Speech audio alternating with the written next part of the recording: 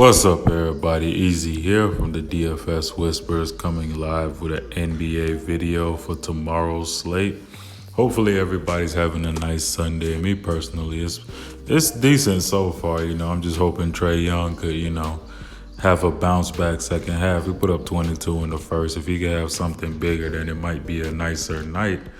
As I say that, he breaks a three. But my boy Hunter got the rebound. But anyway, let's go ahead and get the homework out the way. Please like, comment, subscribe, and share. Hit that bell icon so you can get all our content as soon as it drops. Shout out to Draft Dashboard. They're a dope DFS site, DFS tool, my favorite tool to use. They sponsor a $20 giveaway on our channel. All you got to do is just get the homework out the way. And I'll be announcing the winner for last week's video tomorrow whenever I shoot the NFL Monday night video.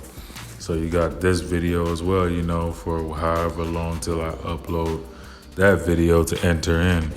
But Draft Dashboard's a dope DFS tool. You got the top players of the day. You got the position optimizer that breaks down all the stats down to a T, from projected ownership, projected points, projected value, Vegas totals, fantasy points per minute, usage, the hit percentage, DVP. Hit percentage is the percentage chance a player hits 5 times value, which is very, very, very valuable. You got the sleepers and studs, the player trends, the lineup optimizer that breaks down, the lineup optimizer that spits out all the fire, the mass lineup generator, for those of you that like to play a bunch of lineups. You got the mass lineup generator and the late swap optimizer for all the late news, because like I told y'all at the start of the year and even in preseason, just because we got the lineups coming out a little earlier doesn't mean we won't be dealing with GTDs and all that jazz. It's just the NBA. That's just how they roll. So you got the NBA cheat sheet for those of you that don't know how to do research, don't want to do research, or just don't have time to do research. The NBA cheat sheet is here to save your life, from the top locks of the slate to the top mid-range, top value, top studs, You get that all and my custom player pool for $1 for your first 30 days. Shout out to my Prizepicks. They're a dope DFS site. All you're doing is just picking the over-unders on players. You pick 2, 3, or 4 players, project their over-unders, and then boom, you can win up to 10x your money. At the end of each video, I give you my top 2 favorite picks for tomorrow. And if you want to join in my Prizepicks fund, just hit the link down below, promo code WHISPER. You get 25% of your first deposit matched, and you get a 2-player free prop worth $25 once you deposit. So let's go ahead and get into these picks real quick. And off top, I want to talk about Daniel House making his return tomorrow versus the Portland Trailblazers. And Portland have been horrible so far this year. I think they're like 4-8. Just picked up Carmelo Anthony, but he's not on the slate right now.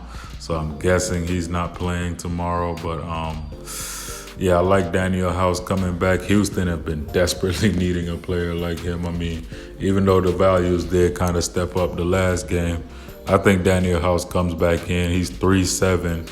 That price is very good because he's actually been really good this year, and I've been picking him consistently so far. And he's let me down a few times, but he's came through more times than he's let me down. And that's what you want from a value play. He's only 3,700.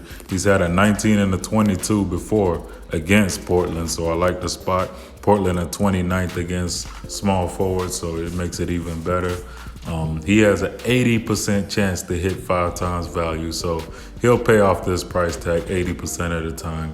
Projected for about 20, which is 5, almost 6x, and he's a 0.8 fantasy point per minute guy. I like the spot for Daniel House a lot. Up next, Biggs versus Brooklyn. Biggs versus Brooklyn. Biggs versus Brooklyn, man. You got Miles Turner going up against Brooklyn. As you can see, though, he's had some very lackluster games against Brooklyn. But at 6'1", man, it's going to be hard to pass up Miles Turner tomorrow. As you can see, he's had a 48, 30, 32, and a 36 against them, but also a 10 and a 20 in his last 5 versus Brooklyn. Came back last game, put up a 45, had a lot of blocks, I like Miles Turner in the spot though. I think this season he's taken a nice leap in his game, like he has done every single year. And I feel like this could be a spot where he crushes. And 6'1", it doesn't take that much to crush. Like 5 times value is basically about 30, so he could put up a 30 in this matchup and even crush, put up like a 40 or even possibly a 50 on Fanduel with the blocks, being 1 point more. He has a 60% chance to hit 5 times value, a 1 point, basically a point per minute guy. He scores 1 fantasy point per minute. Projected for 33. I could see Miles Turner having a decent game in this spot. Up next, PG. I mean, this guy's been unreal so far. In 24 minutes, put up a 49. In 20 minutes, put up a 54. I mean, PG's just been balling. He's back in. He's playing against OKC for the first time since the move. So, love the spot for him. As you can see, it's a slight pace down matchup, but still, it's gonna be pretty decent paced overall. PG's been shooting the ball at a ridiculous percentage, and this might be the first time we see him playing with Kawhi Leonard. Most likely will be the first time we see him play with Kawhi Leonard. 8,100 is just too cheap. I think PG balls out with Kawhi because now Kawhi could literally make this man just a spot-up shooter where he's just getting all the smaller peripherals. And then in the offense, Kawhi is just setting them up, man, and he's just getting all the buckets. Projected, he basically pays off this price tag 100% of the time. Of course, these numbers are skewed from the ridiculous 2 games he's had because he's, as of right now, a 2.3 fantasy point per minute guy. Like, that's crazy. Like, he scores 2.3 fantasy points per minute. I mean, the guy's been balling. The guy has really been balling. But I like PG in the spot a lot going up against OKC. I don't think it's much of a revenge narrative, but I mean, hey, a narrative is a narrative, right? Up next, some more cheap value for you in Nicholas Batum. And Batum's cheap. Made his season debut the other day, played 29 minutes because I thought they might limit him, but nah, they just ran him 4 minutes. If he's gonna play 4 minutes up against this Toronto team, I could see him succeeding easily because as you can see, he's had a 33 against them before. His role is probably even bigger now with no Kemba around. So he is just going to be like the old guy out there with Terry Rozier, Devontae Graham, PJ Washington and them. So I could see him just having one of those ugly Batum games where he just picks up 10, 10, and 10. Or has like a 10, 10, 7, 2 steals, a block here, those ugly stat lines that get you DFS points. I can see Batum getting one of those here. He's 4,300. He's the value you need. There's a lot of nice pay up spots on this slate, but I'm just trying to give y'all, the kind of different plays where you could use these cheaper guys and these unknown guys to pair with your other players. I wouldn't even call them unknown, but probably just they'll be kind of under the radar. Let's just put it that way. And 50% chance to hit 5 times value, 0.8 fantasy point per minute guy, projected for about 16. I could see Batum putting up at least 25 in this matchup. I could see him also getting a ceiling of like 35 or even 40. But I say he could get you anywhere from 25 to 30 in this matchup, and at 4-3, it's not a bad price tag at all. Up next, my boy Devontae Graham. Sounded like a broken record, right? But I'm going to just keep playing this dude, man. He's balling, having a good time. So he's a candidate for most improved as of right now. Now, if he keeps it up throughout the season, I mean, he got a good shot at winning it because, I mean, the guy's just been ridiculous. Hit that game-winning shot against Detroit the other day. I believe it was I think it was Detroit. It was either Detroit or someone else. Can't remember off the top of my head. But it was either him or Malik Monk that hit the game winner at Detroit. And I think it might have been San Antonio where Devontae Graham hit who cares? He hit a game winner the last game. And I mean, the spot is good. As you can see before, he's already put up 31 against Toronto. And I believe that was back with Kyle Lowry and everybody playing. Now, you know, with Van Fleet and them, the defenses are kind of a little bit more lax. So I could see him putting up numbers as long as his shot is falling in. You know, he'll get the assist and he'll get that bonus on DK. And he's a 3-point shooter, so that 3-point bonus will be looking nice on him as well. The price has come down, so I like the spot for him right now. Of course, right now, Draft Dashboard is still updating. That's why you see him projected for 9 points, but that's going to change in a little bit. I'm just shooting this video a little early while the database is still kind of updating. I just saw they had the DK players all up. But I could see Devontae Graham putting up around 35 in this matchup. 1.1 fantasy point per minute guy. He pays off this price tag 69% of the time. And he's 6,900, so it's a 69 galore title league sex tape. Zach LaVine, my final play for this video. I mean, the guy loves playing Milwaukee. When Zach LaVine is playing Milwaukee, just pick him. 47, 39, 48, 49, 48, and a 30 in his last 5 against Milwaukee. In his last 5 games, period, he's been balling like 41, 47, 37, 40, 24, and a 32. Love this spot for Zach LaVine right here. He pays off this price tag 62% of the time, projected for about 5.3%, 5.3 times value, which is a 36. That sounds about right for Zach LaVine in this spot, and he can even go for more. 1.1 fantasy point per minute guy. As you can see, Milwaukee at 19th against shooting guards. I like playing shooters against Milwaukee anyway. And, you know, Zach LaVine takes his fair share of threes. This could be a marketing spot, but also a Kobe White spot, really, because Kobe White is going to shoot threes, and Milwaukee will let you shoot threes on them, and they'll shoot threes on you. So this is a game that you could low-key, sneaky, like pick 2-3 players off of in this game, because, of course, Giannis is always in play. Just put up a 72 against Chicago. So, you know, Giannis, Towns, you know, they're all in play. As a matter of fact, since I went through all my players here, we could go through the position optimizer. You know, James Harden at 12. I might have to fade that, honestly. With Westbrook being back, I mean, he will put up the points. It's James Harden. He's going to score, but there's a lot of options on this slate. Like, I'd rather go to a 9-8 Luka against San Antonio, which he has put up a 50, 50, and a 30 in his last 3 games against them. So at 9,800, that's some good savings off of Harden. And, you know, you could just go to Kemba. Westbrook is cheap. I'll still keep playing him in GPPs until his price is up. Love Van Fleet tomorrow. Absolutely love Van Fleet. CJ McCollum is a play tomorrow as well. 39, 32, 30, 28, and a 15 in his last 5 against Houston.